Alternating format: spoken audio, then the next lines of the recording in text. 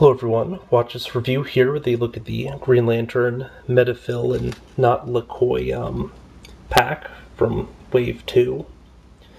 Now, although the actual packaging is really messed up, all the parts are inside, and I'm not really a box collector anyway, so, not so much of an issue for me, especially given that the pack was on sale for $9, which, is always neat.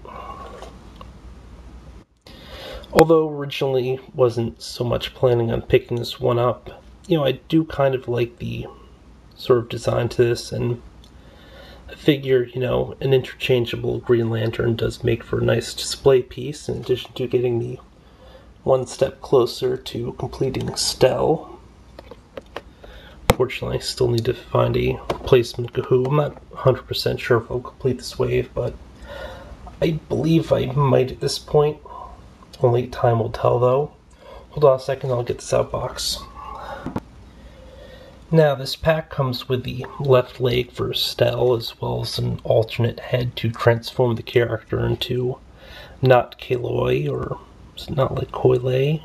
I don't know, I kind of get mixed up on the name there. A very cool looking head sculpt. Now, unlike some of the previous ones, and actually even another one, the Red Lantern pack from this wave, all you really have for the transformation is a replacement head instead of also getting replacement hands. Which, I guess you technically don't need the replacement hands or anything. Now, for whatever reason, as you can see, this head just doesn't seem like as good of a fit. Or as well as a fit? I don't know. Also, I have to wonder if you can possibly just take the outer casing off to display him with a normal fish head, or possibly undomed or whatever. Might want to goof around with it later, although I'm just worried about... Oh, here we go. Destroying the thing. Oh look, he's got a little plastic buffer in here. I'm not sure if you intended to leave it in there just to avoid paint scrapes or whatever. But let me just pop that off, because I don't really care about that so much. And yeah. Now with this head sculpt just like this, the gloved hands do look kind of silly. You'd expect fins, and all the same, actually does seem like a somewhat better fit. And of course, given the different head, it does get a wider range of motion. Kind of neat. Sort of a nice alternate display method, assuming I can actually get the pieces back in now. Yeah, 1 second. Alright, so I reassembled the head/helmet as best I could. And of course, it still just doesn't seem like that great of a fit for the character. In addition to just not looking all that great, although, granted, if I was going to display this basic figure with, say, low, I definitely would go with the fish head, just because this is kind of like a lamprey head, and you have a whole under the sea of the oceans feel going on, which would be kind of neat. But no, I think I'll probably just leave the Medphyll, or however his name's pronounced, head on there. Which, definitely looks like a much better fit for the costume. Now, as for the figure design itself, it's got a sort of nice, dull green to the portions of it, and in general, I think the colors were just handled pretty well. Now, the one sort of weird thing is the fact that we've got this open hand here for a lantern that he wasn't included with. So I'm assuming that's probably just basically a straight body recycle from the earlier waves with new feet parts. And then, of course, the two new alternate head bits.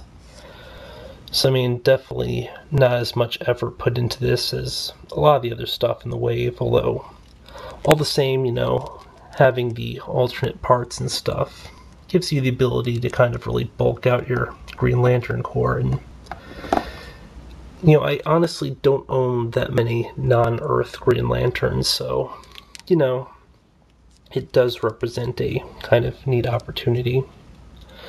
Well, outside of the movie master line, which of course I don't really include those because they're on a smaller scale. Definitely pretty nice head sculpt on the Medphyll here. You'll notice quite a bit of shadowing and shading on the leafy hair, and then, you know, get a fair amount of sculpting and stuff on the normal face. A really great looking. I mean, I also do kind of like the other head, although, you know, it just doesn't look as decent on the figure. It's definitely got a kick-ass Gillman / Creature from the Black Lagoon vibe going on here.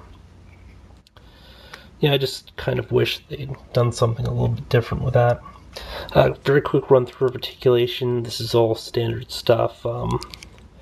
Rotation at wrist, open hand, closed hand with power ring, single joint at the elbow, point of rotation at bicep, ball jointed shoulder, kind of close cut looking shoulders too, which, you know, will allow better inward articulation with the biceps there.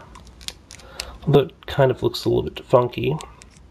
Head rotates. It's on a physical ball with the little point there, so it does get some decent upward motion.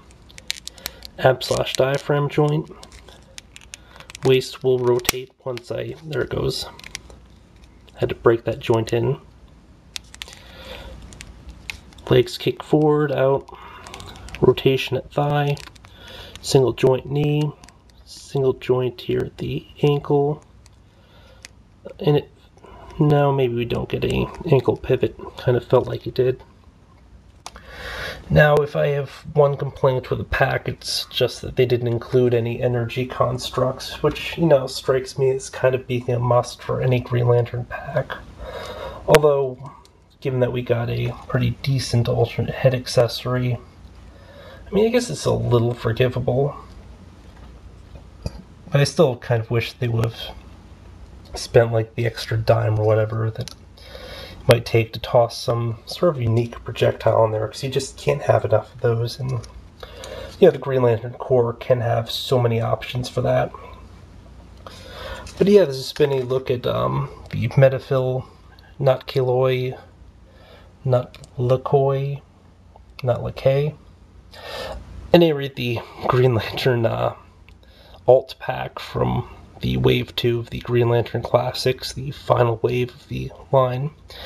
Pretty decent figure, pretty happy I did end up picking this one up cheap.